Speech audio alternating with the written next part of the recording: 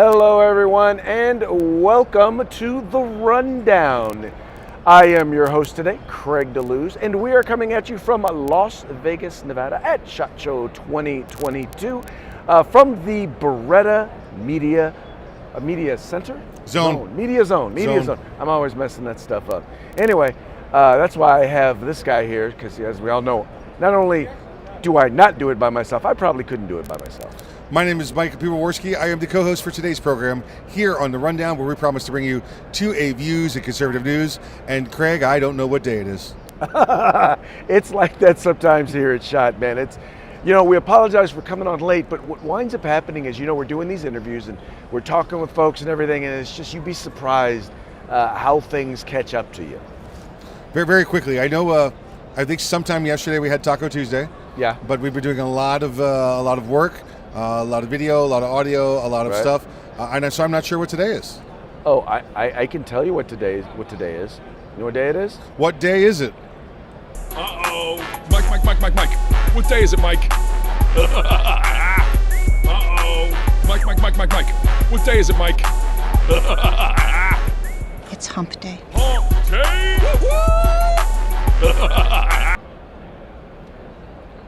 That's right, folks. It is Hump Day. Hump Day. Hump Day. Except it's still relatively early in the week for SHOT, though.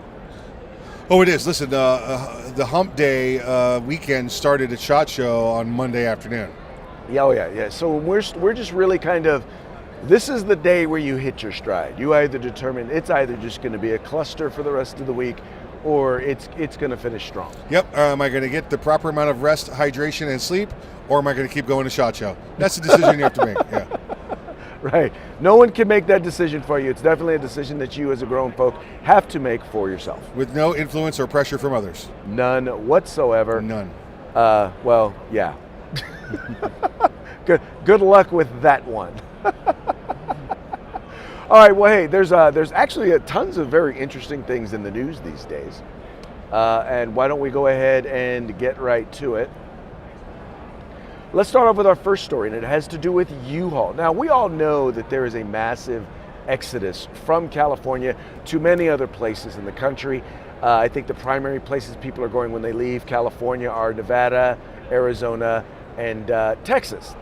But an interesting thing has happened with Uhaul, Mike, and that is that they ran out of trucks in California. There are no Uhaul trucks in California because everyone keeps driving them to other states. Listen, if you wanted to take a U-Haul truck right now and drive it from Los Angeles to Las Vegas, the cost of doing so is something like $1,800 one way. However, if you want to go from Las Vegas to Los Angeles with the U-Haul truck, the cost right now is $3. I'm not kidding. That's true. They're so short on trucks that if you'll drive one anywhere to California, U-Haul will do it for basically free. So if you're looking for a cheap way to get to California, go to U-Haul and they'll give you a truck to go. Well, the reason why they call it free, Mike, is because you're actually doing their job for them, helping to get the truck back. Very much so. Otherwise, they have to pay somebody to drive that truck back to California. Oh, you're right. You're very much right, yeah. Yeah, but literally ran out of trucks? No lie. Yep. Well, and it just, once again, it just speaks to, and I've always said that everybody has their ouch point, right? Like, people talk about, you love where you live, right? I love where I live. But at a certain point, the negatives so far outweigh the positives that you just decide it's time to go. I've hit my ouch point, fine. As much as I love California, I'm going to leave. And that's not, by the way, just conservatives who feel that way. It's people who can't afford to own a home, who can't get a decent paying job. It's a whole bunch of people. Who hate mudslides, who hate fires, who hate earthquakes. But love hurricanes. Tsunamis. Well, again, I get a message alert about a week ahead of time that the hurricane's coming. You know what I can do? Not stay there. I have that opportunity to do so. Unlike when the mudslide, tornado, fire, hurricane shows up in the middle of the night. Well, I just decide I'm not going to hang out near where there are mudslides. How about that? Don't you live in California? Yeah, there's not mudslides all over California. I've seen California. It's not pretty. It's like a mudslide hit it. And then California is a very beautiful place. Tidal wave pushed it up. Do not listen shook to it this around. hater. Do not listen to this hater. See, this And is then the it got guy. burned This in the is how ground. they created. This is how they came up with the concept of Florida Man. It's either a really, really cool story, or you're like, what the Mike It's is true. going on? It's true. This story so far does not have glitter bombs in it yet. So, no glitter bombs No in this glitter bombs, particular story. Yep. Okay, moving right along in the stories that we're talking about today. The next one has to do with school closures. Now, the reason why this story, by the way, is interesting, because we all know, anybody who paid any attention knows that, well, the school closures, distance learning was a hot mess, right?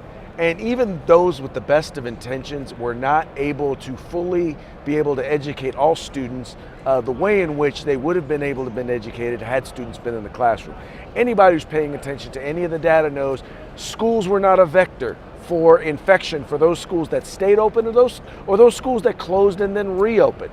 And even still to this day, there is a grand total of 44, I think there's a grand total of, I think it's something like 400 or 800 children since the beginning of COVID have died of COVID.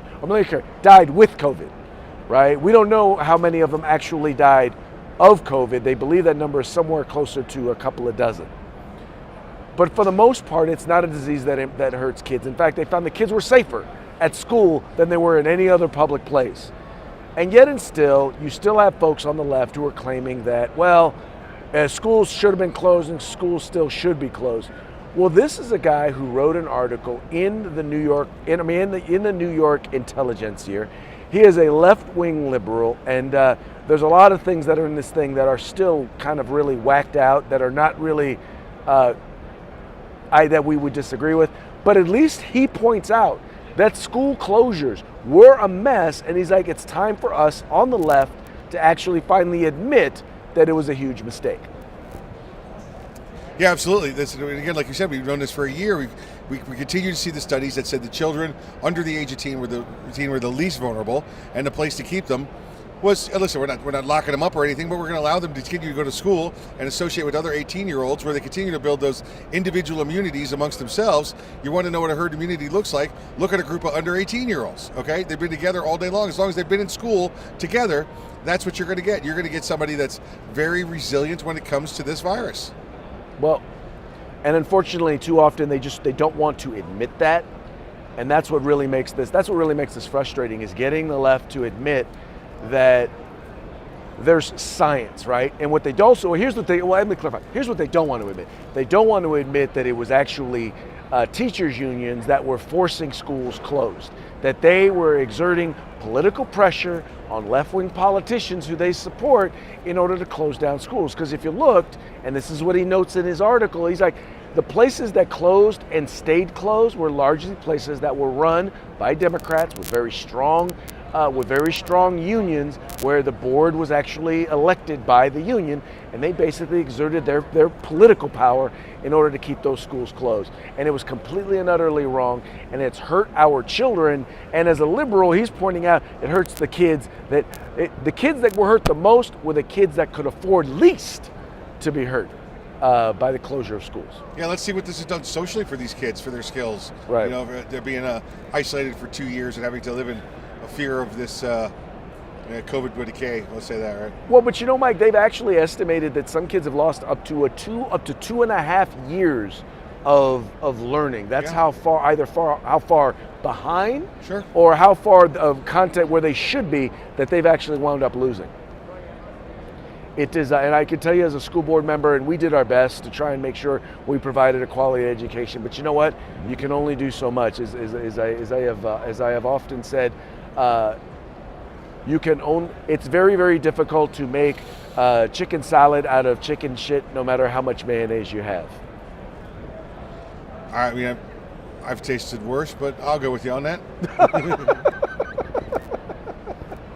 All right. We're moving at a pretty breakneck pace here, talking about stuff. This one I think is going to take a little bit. You hope. I hope. Carhartt, who by the way is here at SHOT. I don't think they are. You don't think they are? No, I haven't seen any protests. Oh, I haven't seen interesting. any protests. Interesting. I think if they were still here, they may have been here, but I don't think they're here anymore. Well, okay, so Carhartt is basically, the president's mandate on employers, which required larger employers to require their employees to get vaccines or fire them. That got shot down by the Supreme Court.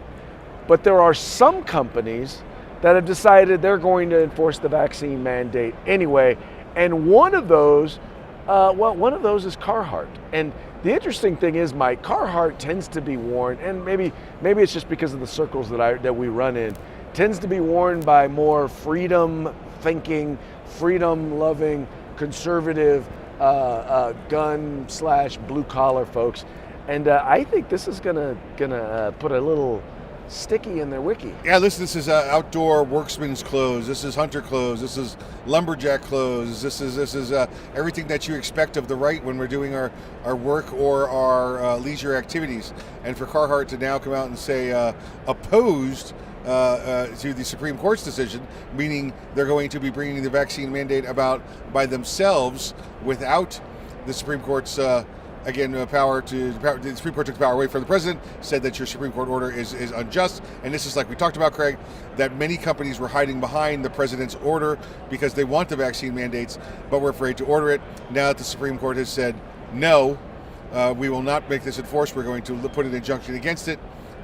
There are still some individual companies out there that are going to make it mandatory. Because remember, the president's decision, his executive order, the Supreme Court found was only good for federal employees or people in federal buildings. So all of you everyday mom and pop companies or middle ground companies with over 100 doesn't apply to you unless your company says it does. And guess what Carhartt just did? Well, and that's exactly what happened. And the reality is a lot of these folks out there, a lot of these corporations are not liberty-minded. And the worst thing that we can do, here's one thing. I'm not a person who, it's hard to boycott every company that doesn't toe the line when it comes to liberty. It'd be very hard to do anything, to eat anything, to make any phone calls.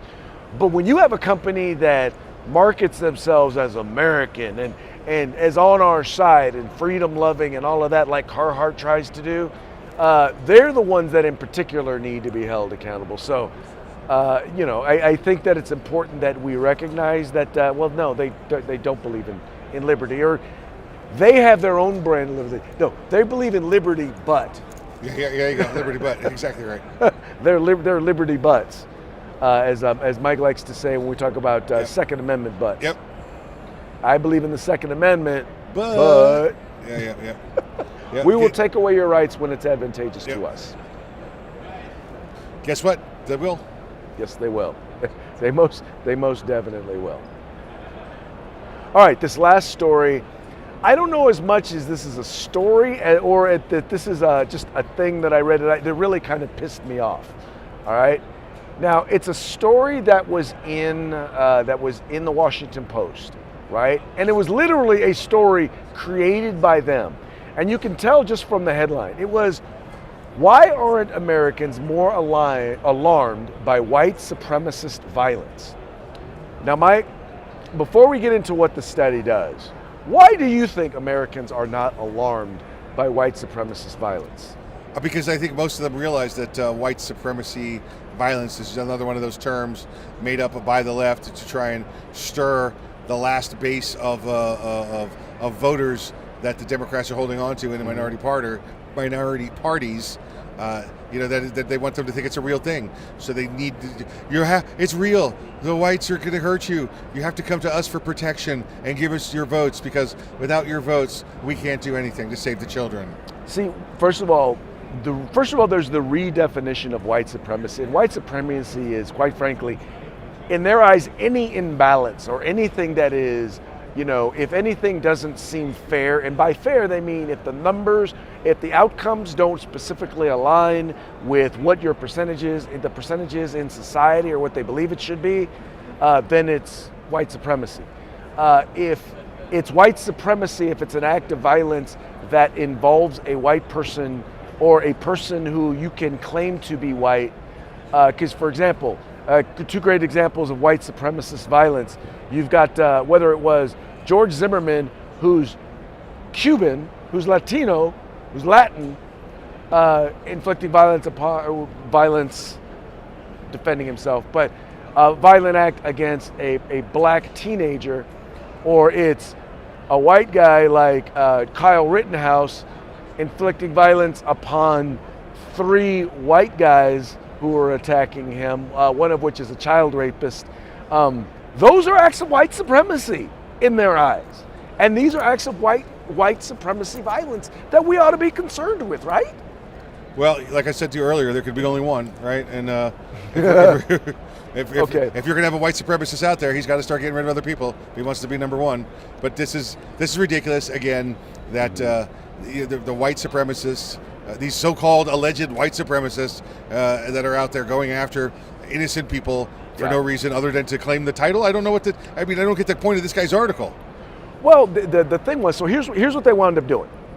What they did was they did a study, right? Where they got like 1,500 people. They asked them various questions, and they shared with them scenarios, right? Like, okay, a white guy attacked a black guy, and because he doesn't like black people. I don't know, whatever it was. But they made it so whether or not it was specifically white supremacy. Right. But what I believe they did was they just said, well, if it was a white guy attacking anybody else, it was white supremacy. It must be white supremacy. If Even it if was it's a black guy guy attacking a white guy, it had nothing. Race had nothing to do with it. But a white guy and a white guy was still white supremacy. Yeah. So first of all, they created and fabricated scenarios that aren't happening. Right. I mean, first of all they just created scenarios, and then were determined. Well, asked them how concerned they were about it. Right. Well, the problem with that modality is first of all, anybody who actually pays attention knows that white supremacist violence is not a thing. It's not. Well, I'm going to say it's not a thing. It's not a common thing. Right. It's not literally. And by the way, anytime a white conservative does anything remotely violent, it is automatically white supremacy. The only really most known act of white supremacist violence that I can think of in recent history was the guy in Charlottesville who ran his car into a bunch of protesters. Yeah, I mean, I don't know what his evil was in his heart, but that definitely had the opportunity to be such. Yeah. Right. But other than that, I'm like, no. They try to say that January 6th was white supremacist, but I know Native Americans, I know Latinos, I know black people, I know Asians who were there, I know gay people who were there. Yeah. So if that was white supremacy, they really suck at being white supremacists. I'm just saying. They're not very good white supremacists. I think you got it. I think you nailed it. Right. I don't get it, right? Some of the organizations that they name, by the way, some of the organizations that they name are white supremacists, and I'm like, yeah, I'm a member of at least one or two of those, and I've never seen white supremacy on the agenda. Yeah, right. I've never seen it. So I don't know what it is that you're talking about.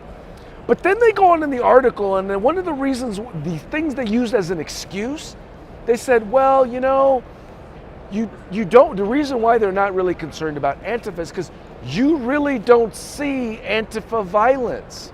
There's not really a lot of it, and they are not really hurting anyone. Now, maybe I was wrong. Maybe I'm wrong. But most of the riots that were taking place during 2020, the George Floyd, BLM, Antifa riots, weren't those mostly Antifa riots? Yes, mostly Antifa. In fact, just talked to earlier today a gentleman that was at the riots in Portland and observed everything going on. But that was the one, if you recall, after the George Floyd incident, where they said that it was mostly peaceful. Well, guess what mostly peaceful means? Partly chaos, partly riots, buildings partly burning down. And I talked to somebody who was there, and he said the only reason it was 75%, actually it was 25%, not 100%, because Antifa didn't have enough people. Well, but think about this now. There were about 8,700, quote unquote, and I don't know how inflated this is, protests, right, for during George Floyd. Total, right? That was the total of it.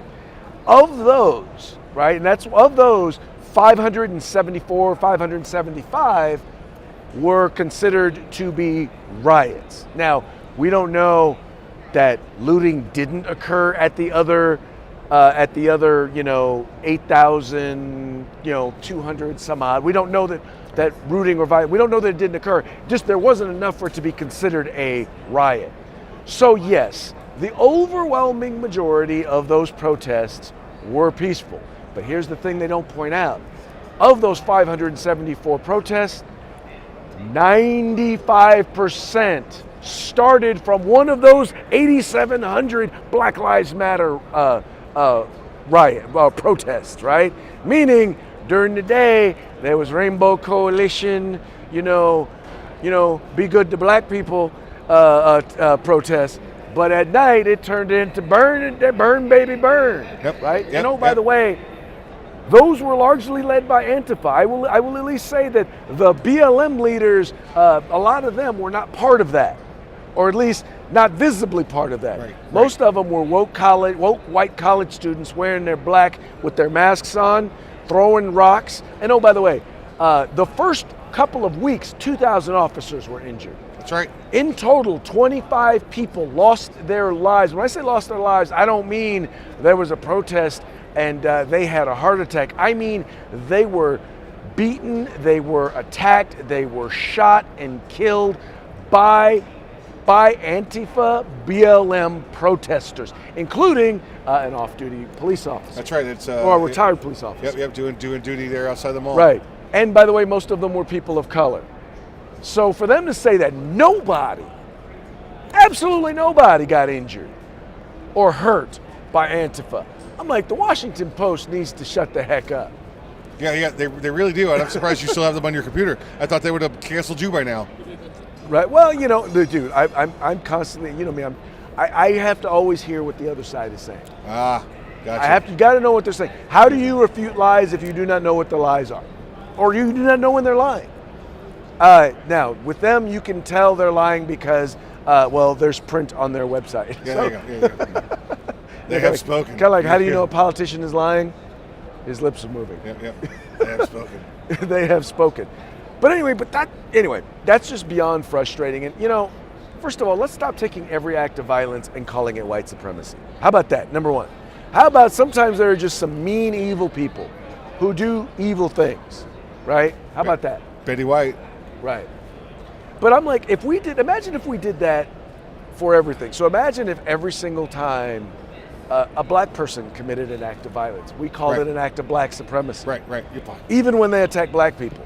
Yeah. And by the way, just so you folks know, when it comes to violence and murder, most people, and we always talk about black on black crime, right? Yeah. Everyone points to, and I do it as well, that most black victims of gun violence are shot and killed by black people, right?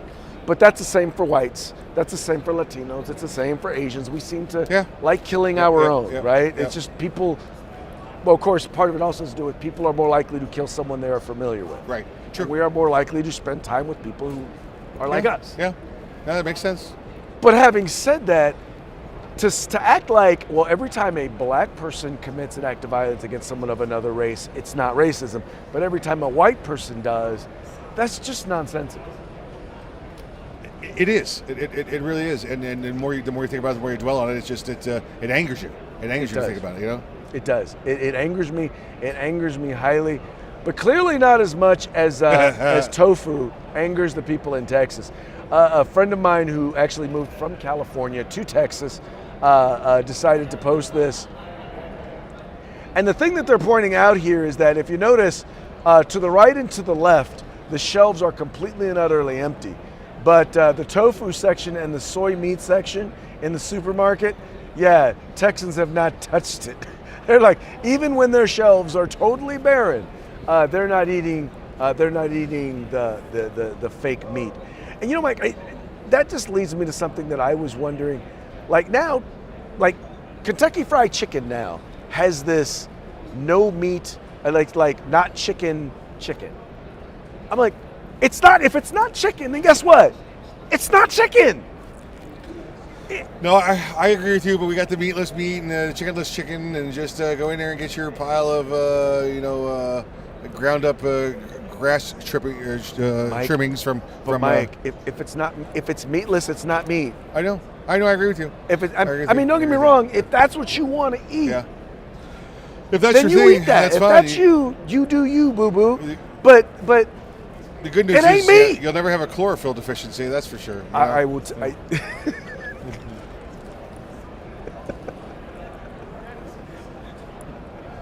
Okay, you need to repeat that. Oh, I'm sorry. You'll never have a chlorophyll deficiency. That's for sure. I'm just the wussification of America is what this is all about. That's really what it's all about. They all want us to turn into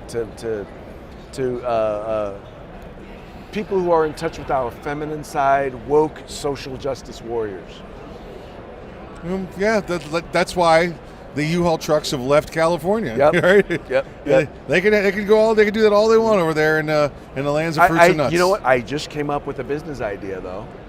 Perhaps you can use those U-Haul trucks in Texas to drive all the tofu and fake meat products to California and sell them to Californians. Yeah, that's true. U-Haul pay you to do it. That's true. Yeah, you could be a sausage transporter. Yeah. It's not sausage. Soy sausage. Soy sausage. Which actually sounds like a Spanish sausage introducing itself, by the way. Hi, I'm sausage. Soy sausage. Soy Soy sausage. sausage. Yeah. Or it sounds like a sausage with soy sauce. Yeah, there you go. Could be. Yeah.